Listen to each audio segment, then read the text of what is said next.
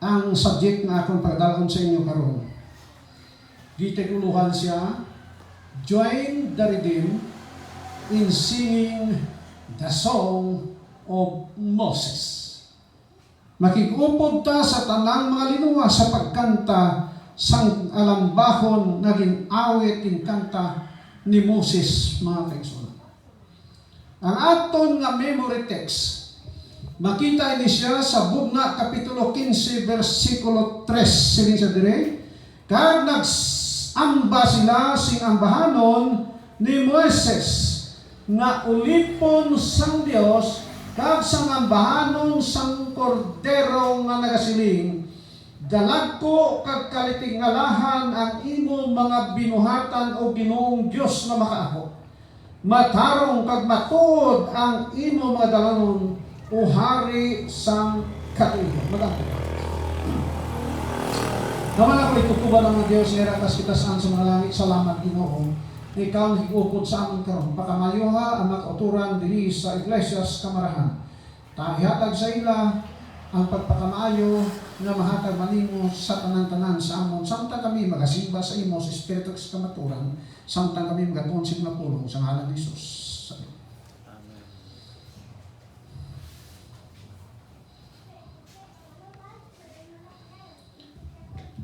Nag-amba sila sa ambahanon ni Moses. Ini nga ambahanon mga utod, hindi ini makanta sang bisan sinulang nga klase kata. Ini nga alambahanon, ginaamba lang ini sa mga tao nga kung sa tinagalog may pinagdaanan. It is a song of experience sa katawhan sang Israel.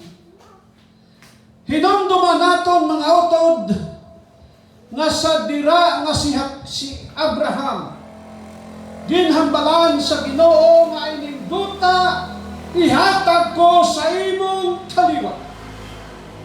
Duta sang Kanaan, appeal ang occupied West Bank, mga utod. Sige pa nakaayo ka mga Palestinians na ilan na pila nga kuno sila kagatos-gatos katuig da. Pero sa tuod lang hindi ginaila duta. Ang duta ay sa mga Palestinians Gaza. Dito sa una na biktima si Samson, mga utod, dugno mo? Gaza. Pero ang occupied West Bank, ara dira ang ano gani? Jerusalem. Ara ang Bethlehem. Ara dira ang Samaria. So duta ginayasang katawhan sa Israel. Amo ganit na nga silingitan niya, hindi gipwede. Silingit Trump historically iya gina sa mga Israelites. O galing lang ining mga Palestinians kay na-influensyahan sila sa ginatawag mga radikal na mga tao ining Iranians. Ginaangko nila pero hindi nila. Si Abraham ginsaaran sa Dios nga ihatag inilaguta. Pero siling sang Ginoo kay Abraham, ang imong kaliwat magaadto anay sa duta nga hindi ila. Kag magapanlugayaw sila dito sulod sa 4 kagatos ka matuig. Kay wala pa mapuno ang sala sa mga Amornon, sa mga Hibhanon, sa mga Hibosnon, sa mga Kanaanhon, kag sa tanan ng mga tao nagpuyo, wala pa mapuno padulong sa langit. 400 years na gihatag sa ila. Isa ka tsansa nga sila maghinulso, mga utod. Pero ang natabo, sulod silang madamo nga tuig, wala gid sila maghinulso, mga kautoran. Hindi nagpaintindi nga ang Diyos lang sa mga Israelites. Ang Diyos ang tanan nga tao. Apang ang Diyos nagtawag nga ang tanan nga tao magasimba ka magalagad siya. Sulod silang panahon ng katawhan sa Israel, dito naulipon, o kung dili pa man naulipon, dito sila nagpuyo sa Egypt. Kung natong baliko ng history si Jacob dito sa Kanaan, Samtang si Jacob dito sa Kanaan, ginpakamaayo siya sa Dios. Tag nahimo siya nga manggaranon mga utod. May 12 siya ka bata nga lalaki, kag may isa ka babae si Dina. Sila ginakilala nga mga katawhan sa Dios. Ang Dios nagpakamaayo sa ila sa mga kasapatan, perti sila kadamo si mga karnero, kambing, baka, asno, kabayo. Apang nag-abot ang panahon sang ginatawag tigulutom sa Kanaan. Kung imong baliko na imong pangunahuna, na ang dito sa Kanaan, dito ang tao sa Diyos, pero nag-abot ang gutom. Na nga diris kamarahan may tao sa Diyos, pero mag-abot ang gutom.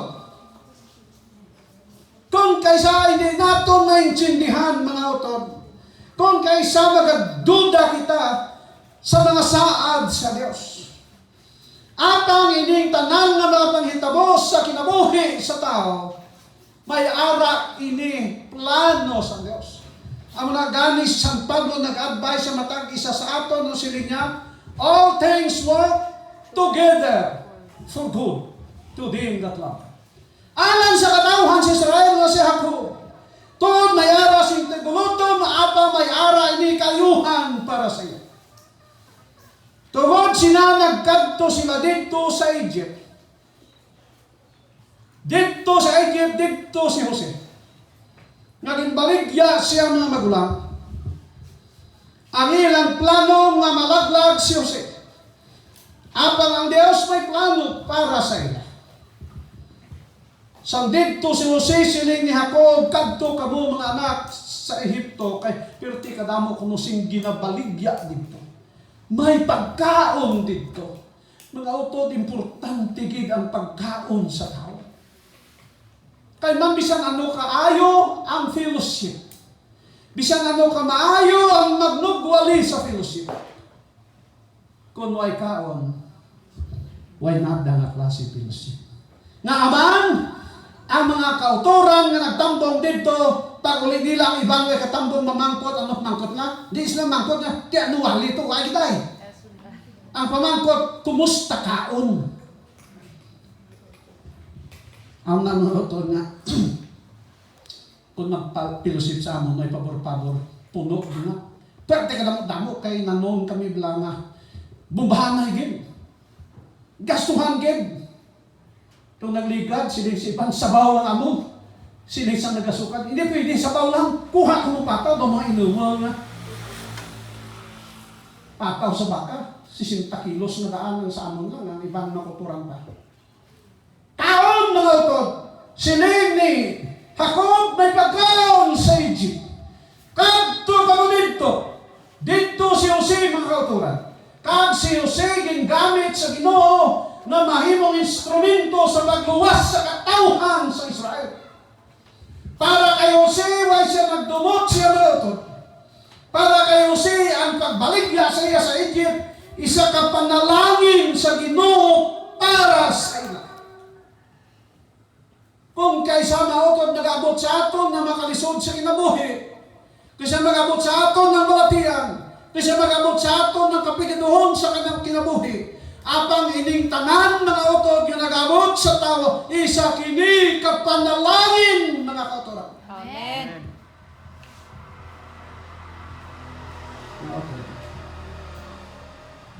Kadto sila dito.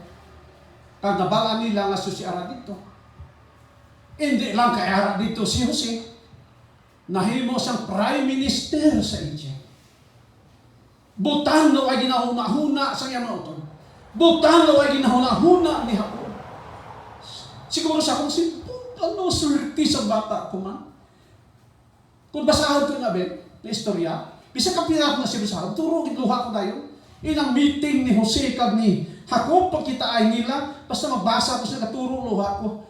Kay man makita natin diri kung paano si Jacob nahidlaw siyang bata na si Jose.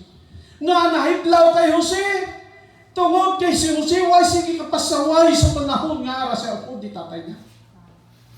Ang tatay nagpalangga sa bata tungod kay siya pinakamaayo nga bata. Si Jose ginpakita niya ang respeto sa iyang ginikanan. Wa niya ginhimo nga masakitan ang ginikanan. Una mga bata, hindi ka mapasakit sa ginikanan nga kaisa lang na matabo. Disgrasya na. Hindi na nga malimtan sa inyo ginikanan ang ginhimo ninyo. Matinumanon sa inyo. Dito si Jose. Pagkitaan nila ni Jacob, ang statement ako, Ben, turo ako sa niya. Bisan mapatay ako karon, ay nakita ako si Jose. Bisan mapatay kita subong mga utod kung sigurado ang ginarian sa mga langit. Amen. Si Inday, 47 years old, pakaisang ni Ben. Magna cum laude, pag-graduate sa MBC. Magna cum laude. At the age of 47, napatay siya. Siya ang sakit nga, ano na yung tawag ko? Ha? Pancreatic cancer. Sa ilunggo na, balabag na. May cancer. Pero, abi mo sa una, sa mga estudyante pa to, high school pa, mga ginakuha ko permito siya nga sekretary sa panahon sa camping. Abi yung utod sa among district so na appear pang Kabakan. What mag-handle camping pastor, tamadahan sila kay kapoy ko mo. Di ako ang direktor sa camping. 3 ka camping, ako nag-direktor, sinday nakuha ko. Kay nami siya ba? Hindi mo sekretary. Di sa ulihin, nakagraduate, nagmaestra. Siling sang iba niya. Sayang, no? 47 na edad na patay. Pero ako ay gid ko masayang. Kay diha lang siya kuto. Ang pinakamaayo tungod kay napatay na nag-alagad sa Ginoo. Ano man ang mapatay kay sa kagatos, kagway ka man mag-alagad sa Ginoo, ay kapuslanan. What is 100 mga utod, di edad ka tao?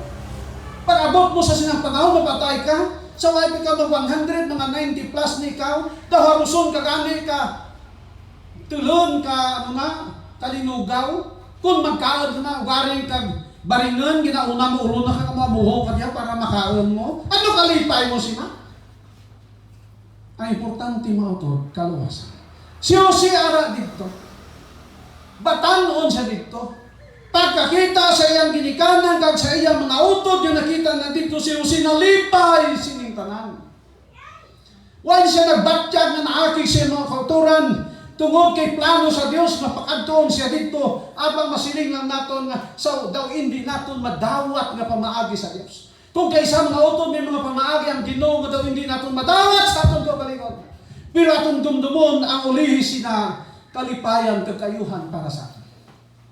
Tingali ang ibang sa aton, hindi natin madawat nga napatay ang aton nga mga asawa, aton nga bana, daw hindi mo madawat, kay man masakit ginaman tuod eh. Sino lang hindi sakitan, abi? May tanin ako na hulas lang magpatulos. Tindihan nyo? Magsikon kraping kay hindi man mahulas. Budlay man.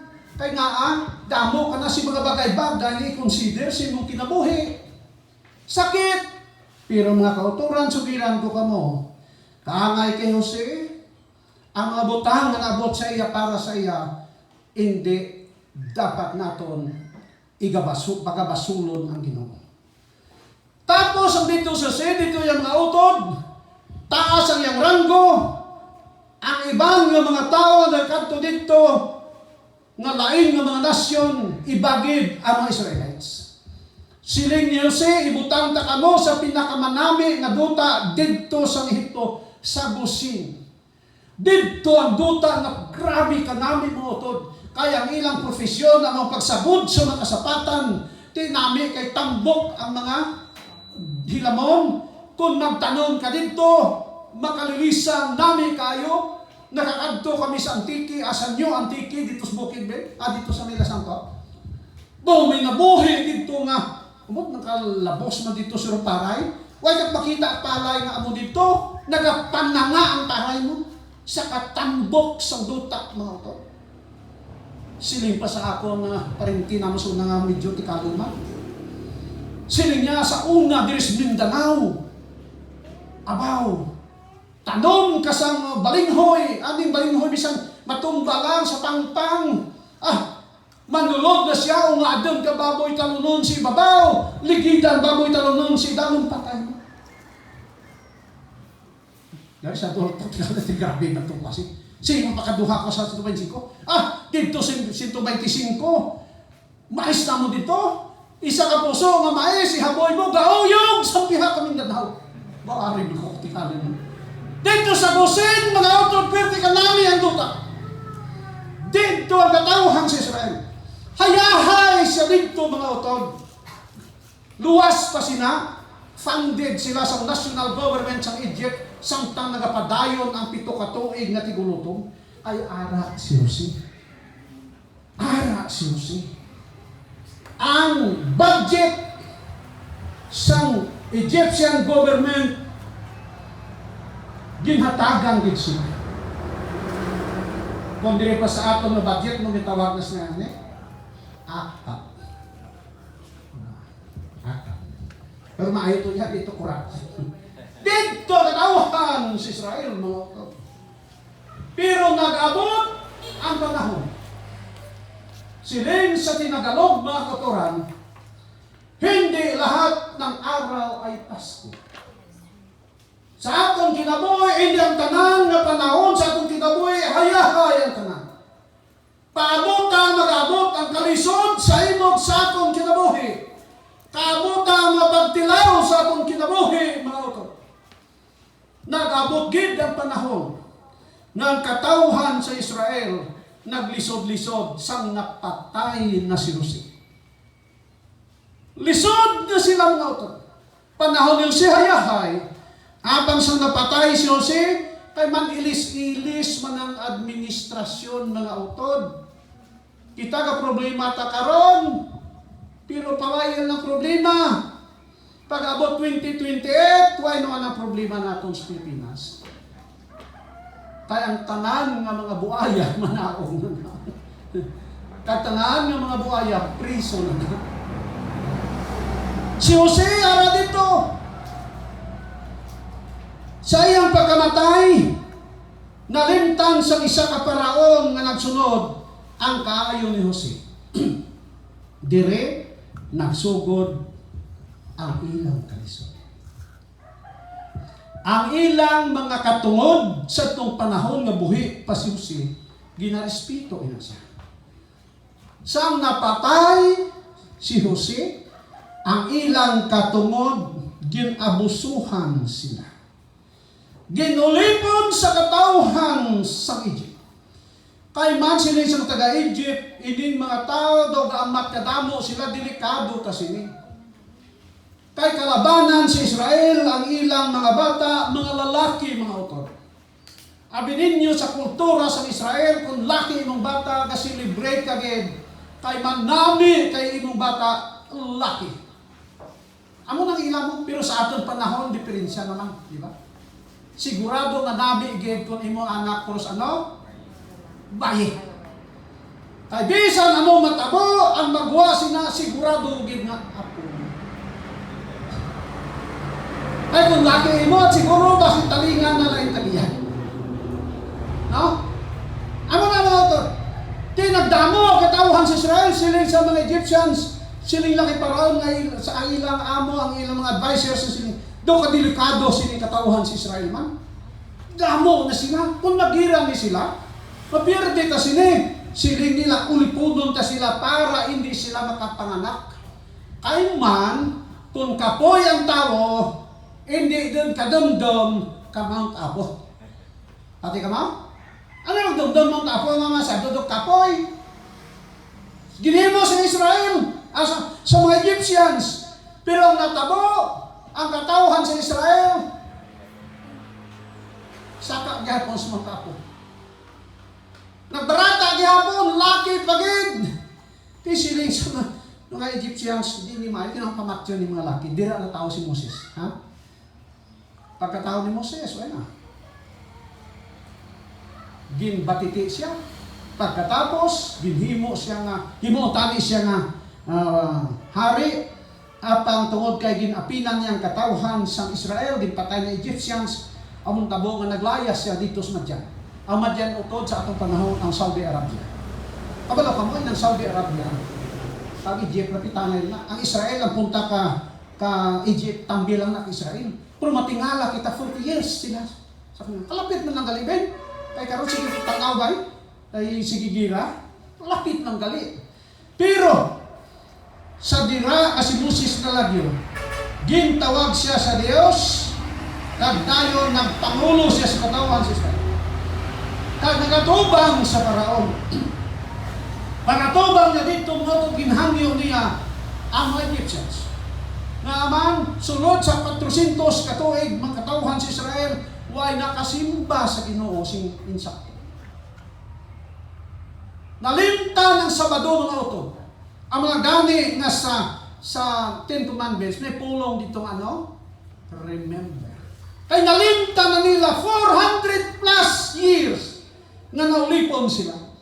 Si Moses ginsugo sa Dios nga kantuan si Paraon pagkatapos hangyoon siya pinaagi sa isa ka paghangyo diplomasi pa utod nga pagwaon ang katawhan sa Israel agod nga sila magsimba sa ilang Dios. Para sa Ginoo ang pinakaimportante sa tao amo ang worship mga utod. Pagsimba mga kauturan. Ay hindi ginapon ng kalimtan, kinahanglan sa Diyos para sa tao. Tungod sina, ginulipon pagitapat. Imbes nga marang-arang ang ginhimo pagit sa mga Egyptians, ginamat pagit kalisod-lisod sila. Ginhatagan pagit sila sing gamay nga sweldo mga ito. Haruson kada mabuhi. Silot sa mga Egyptian sa katawhan sa Israel. Dayon ang Ginoo nagpadala sing 10 plagues sa Egypt. Ginaantos ini sa Egyptians pero tig-agin ulo. Sa ulihi nag-abot ang napulo ka plague. Ika napulo ka ginpagwa ang katawhan sa Israel. Kay nagkalamatay sila dito. Pagwa sa katawhan sa Israel, siling sa Biblia, almost mga 6, more or less 6 million kung i-apel ni mo isip mga bata. Kaya mga dalag po lang 600,000 ko mo. Di why man naisip babae, why nang iniisip ang mga bata, why nang iniisip ang laki nga, siguro mga taglubintahan, ako siguro ba si isip ako, dasig pumanta ng blagan, ato pwede lang tig-away ba? Amo lang naisip na 6,000, 100,000, di, kung isipon mo ito mga bayi, pag halinda dito sa Egypt, mga utod, ang ibang kato nagapasuso pa, ang iban ato nagatunggong kakabata, ang iban sa to basta kay may mga babae pagid. Hindi man pwede nga wala siyang babae. Kay man ano man kuno, mabuhi ng laki at baye, di ka mo be. Pag hindi man baye mabuhi kung wala siyang laki. Karon mga utod, lahat na sinahalin sa Egypt ay abaw, kakadamo sa mga tao. Kung amo sila kadamo ang tao, kung umamo bagong inarado din, pagkasunod kinahanglan, i-displaw mo siya. Hugot ang lupa siya sa kadamo-damo nila. Luwas sa tao, may mga baka, may mga karniro, may mga asno, may mga kanding, kung ano pa da, ang klasik stapa, away lang dito sa ilang baboy. Kaya mas nagasagod ka baboy. Isa masubot na sila nagditista nga, nami-nami, nasimbahan, gali sa balaytan, may sagod nga, baboy. May sa kautod sa mga pampuno, pero hibi-hibi na. Oh. Pero sa malay na ganito, ako ang sakod nga, ang baboy. Amo na. Ibang mga kauturan, why magbaboy sa balay na, pero maging pasagot to sa iba na, baboy na. Mga utod. Samtang ara sila dito. Natabo nga dito sila sa pangpang sang Red Sea. Nakaabot na sila dito sa Red Sea. Diri sa gilid bukid. Diri sa likod nagasunod si Paraon, pero kadamo ay ang soldado nga dala. Why sila simpakadtuan? Kung nagbalik sa katawan nila sa Paraon, kung diri sa piyak bukid man tiyawan matimo to ka takras sa bukid. Dayon, siling nilas kay Moses, ari ang failure sa katawan si Israel. Ang sakit gali sa katawan si Israel. Exodus 14, versikulo 12. Siling sa katawan si Israel kay Moses, hindi bala ini ang pamulong namon sa imo sa Ehipto, pabayay kami nga mag-alagad kami sa mga Ehiptohanon, kay maayo pa sa amon nga mag-alagad sa mga Ehiptohanon sang sa mapatay sa Panginoon. Ginbasol si Moses. Siling nila, di ba singling namon sa imo sa una, pabayin na lang kami dis ito. Bisa may mga kauturan, mga anuman siling sinasa, basulong tigulang si Gilisa. Di ba siling ko sa imo, hindi na kami magalagad. Di sige, di mo balik-balik sa balay. Di na bautismuhan na lang kami. Ginbasol si Moses, mga utod. Kay siling panila, hindi bala nga mas maayo pa dito sa Egypt. Bisan nga kami ginag-ulipon, pero mapatay kami, ilubong kami sa sementeryo, diri din kami ilubong at lubnganang diri. Pero siling ni Moses, nagpadasig sa ila si Moses. Ang kinaayon ni Moses, mga kapatid, isagit sa kamaayong leader, mga kapatid, sa pihak sang pressure sang katawhan sa Israel, sa pihak sang pressure na ara na ang makatawhan sa Egypt nga ara upod si Paraon. Pero si Moses nagtindog siya isip, isa ka leader, mga kapatid. Sa isa ka leader, hindi tagidya magpadaog sa pressure, mga kapatid. Kung ikaw tigulang sa iglesia hindi magiging na mahimong na wising opposition. Siling ko sa ibang mga elders sa una, na problema ka mo. Ang importante, 50 plus 1 ara sa inyo. Meaning, majority. Ara sa inyo. Hindi ka gid ka-expectar ng tanan nga mga kulturan pabor sa inyo.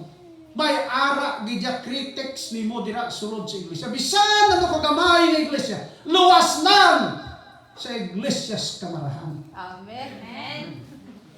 Utod, no? Muna mga utod. Pero tanan yun niya, may mga critics kita. Pero isip, isa ka leader, kinahanglan nga ikaw magahimo sa isa ka desisyon nga tan-aw nimo nga ang Dios uyon sa imong desisyon bisan daw ano siya ka-unpopular sa mga critics nimo. Tinugay isip isa ka leader.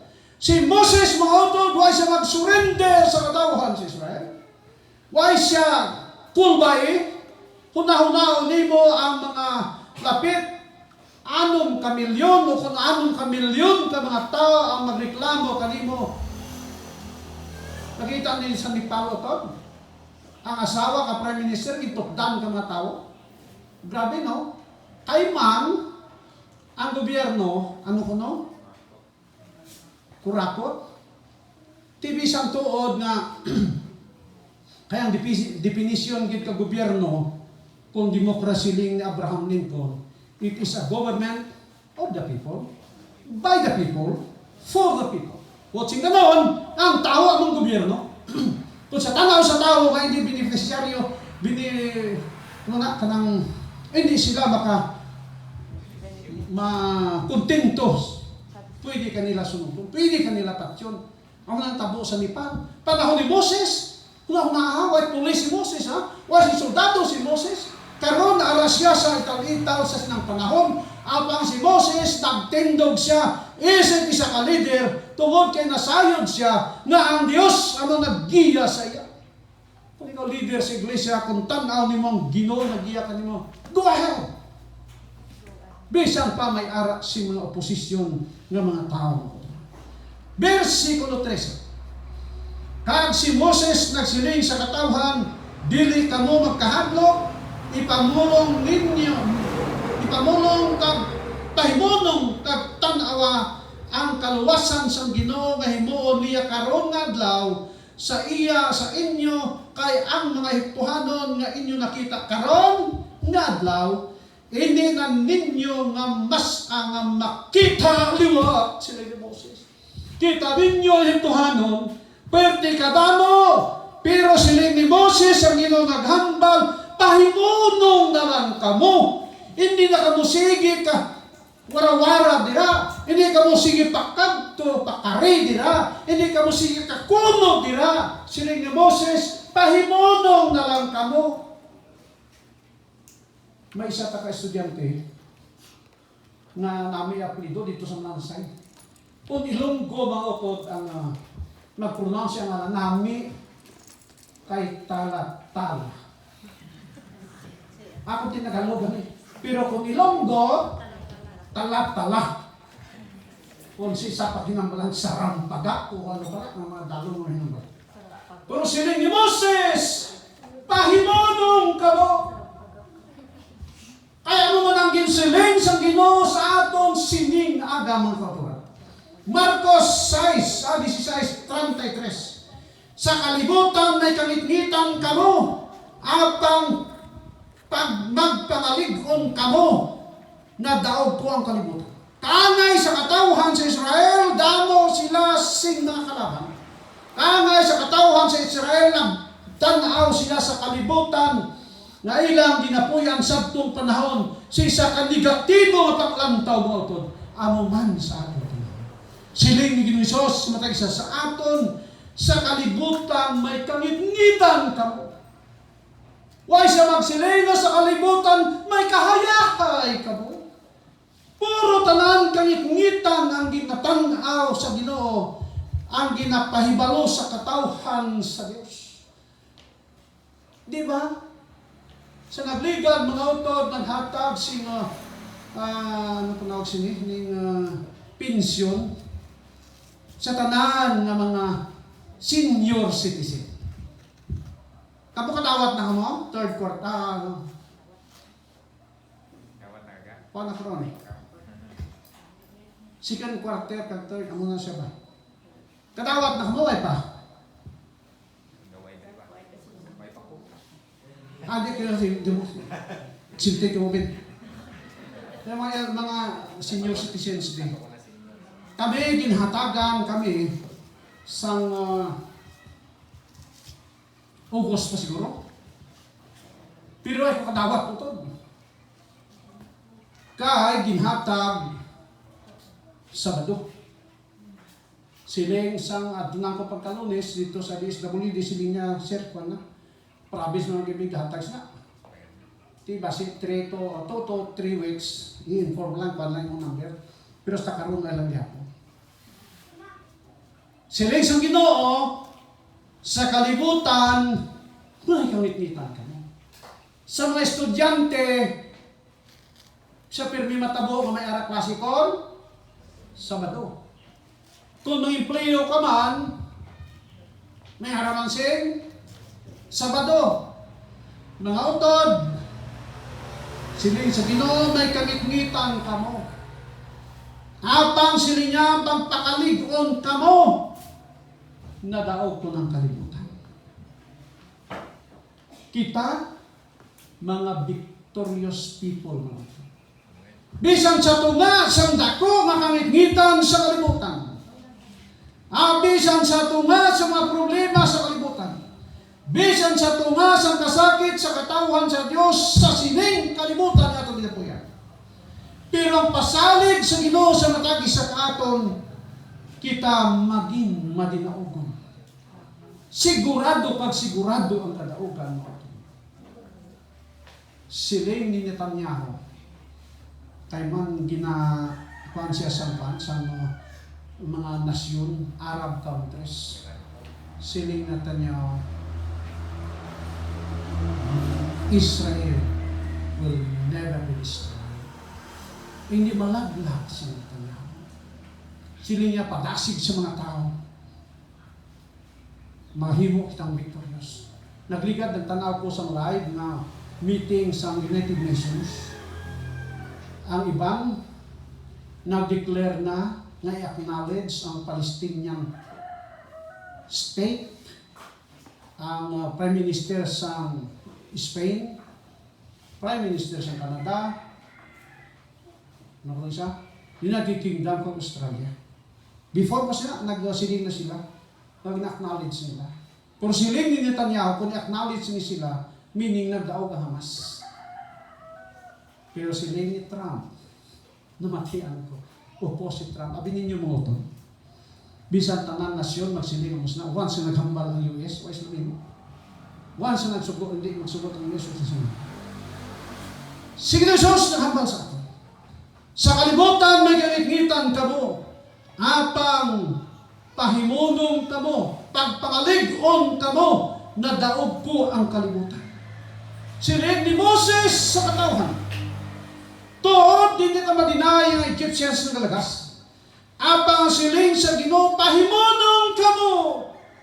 Stand still. Kay sigurado ang kadaugan natong tanan. Kag pagkatapos, ang Ginoo nagsugo kay Moses, hampaka ang dagat. Kag sa paghampak sa dagat, mga utod, nabuka ang Red Sea. Daw ano, pasilinta siguro nga ang Ginoo among great magician, hindi ko nakituod dito yan. Lagat ang katauhan sa Israel. Paglagat sa katauhan sa Israel, nagasunod sa ila ang panganod nga hindi makapalapit ang katauhan sa Egypt. Ang Egyptian siya, waigid yan, maghuna-huna. Waigid sila magpinsan nga nahubas ang dagat. Waigid na ginahuna na ba? Nga isa gali hindi ka miracle sa katauhan, sa Ginoo para sa iyang katauhan. Nagsunod man sila.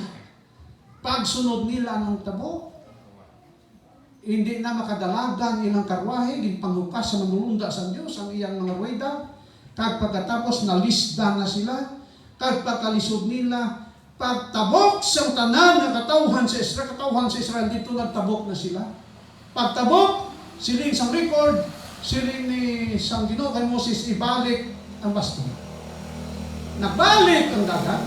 Pagbalik sa dagat ang tanan ng mga Egyptians, mga utod, nagkalalumos. Why? Simbisan sa apil si Paraon, nalumos kag nagkalamatay sila tanan, mga utod.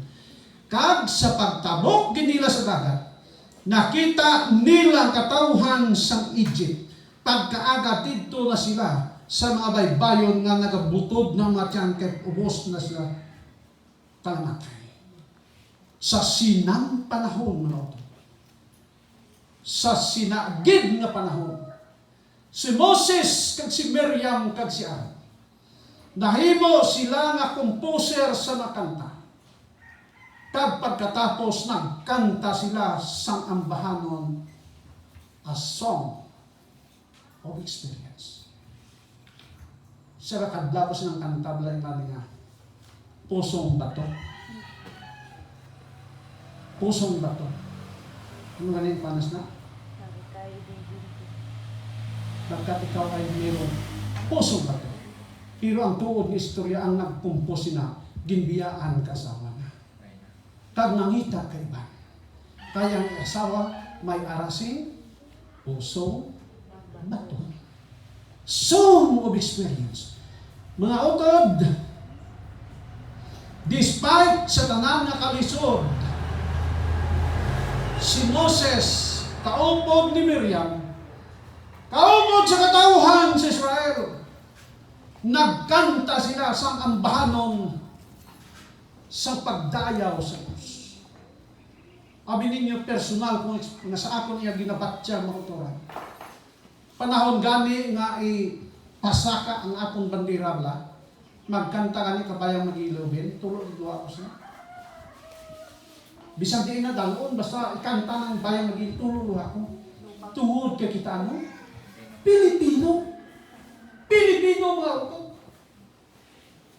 Pilipinas ang atong lugar.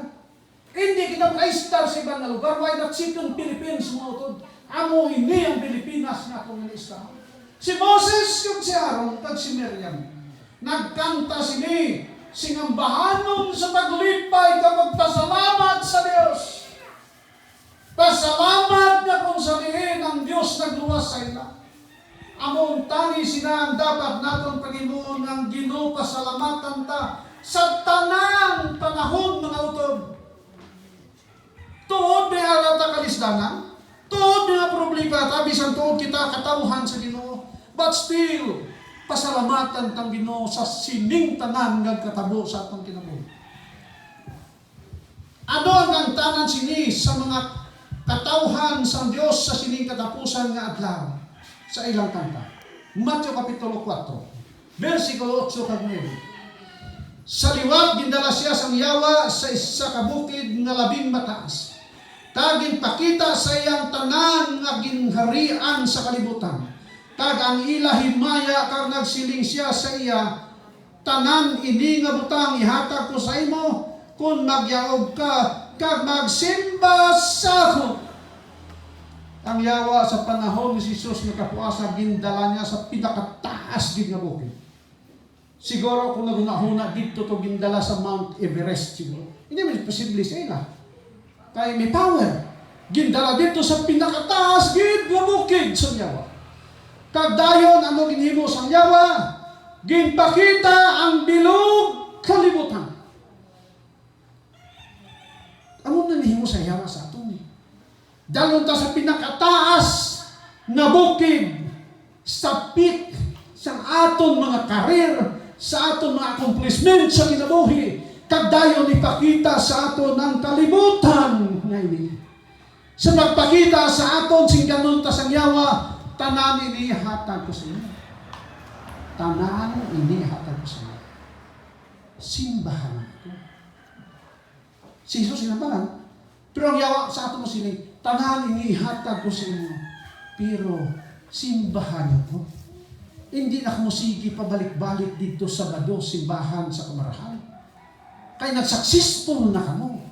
Damo na kamo sing kwarta. Damo na kamo sing balay. Lapad na kamo sing lupa. Anong kinahanglan sa pagsimba? Pastor Sirano, nagkato siya dito sa the Netherlands. Ang Netherlands galing ng auto. Dito sa Tatay Digong karon. Dito sa Netherlands. Daw idinto siya. Why git ulan dito? At bagyo? Why matulan? Pero ginabasa lang di ka-fans ko din. Why git ulan dito? Ang ilang pinakanaming produkto dito amo ang tulips. Kita mo sa tulips. Gina-export na sa iba naman dito sa Netherlands sa Netherlands. Ang baka nila dito, perte ka mga tambok mga utod. Perte ka nami mga kauturan. Dito magaling nag-star si Toto Jumad Season. Sa Netherlands. Sunod ang iyang tour guide, Pastor Sirano. Lakat sila. Ang dito pagid sa Netherlands, napila lang ka-oras ang gabi. Inang mga balay kong nila, ginabutangan sa ito nga tila nga damol. Pag-abot na ka mga alas 7 gabi, alas 6 damo na si mga tao nga ara ko sa restaurant kinang. Pero ang siga adlaw dito pa. Lugar magdulog dito ya alas 9 na. Tao tulog na pero sanak sa wa.